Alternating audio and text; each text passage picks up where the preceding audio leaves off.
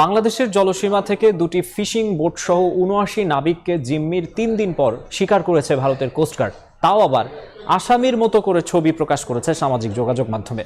এদিকে fishing boat সহ নাবিকদের দ্রুত দেশে ফেরাতে সরকারের কাছে আবেদন জানিয়েছেন স্বজনরা। শাখাউত টিপ্পুর ক্যামেরায় বিস্তারিত জানাচ্ছেন কমল দে।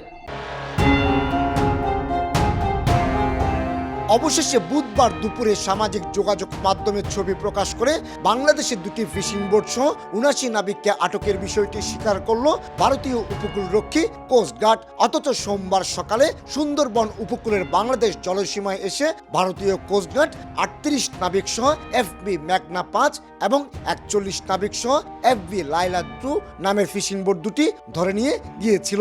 এরপর থেকে তাদের কোনো খোঁজ মিলছিল না। সাওয়াচ অফ নো ল্যান্ড ওইখান থেকেই নিয়ে গেছে, যেখানে আমরা সবসময় ফিশিং করে থাকি। যেটা আমরা ইনফরমেশন পেলাম যে ওনাদেরকে সব ক্রুদেরকে ওইখান থেকে নামাই ওরা নিয়ে গেছে মেরিটাইম পুলিশে।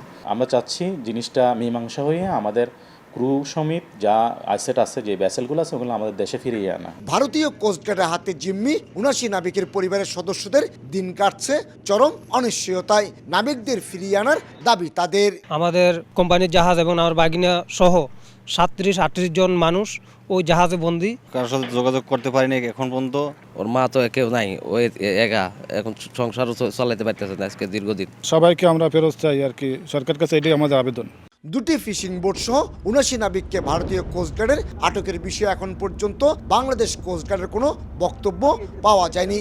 আটক এফবি মেঘনার মালিক চট্টগ্রামের বাসিন্দা হলো এফবি লাইলার মালিক ঢাকার এক ব্যবসায়ী।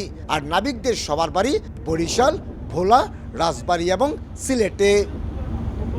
কমল দে, সময় সংবাদ, চট্টগ্রাম।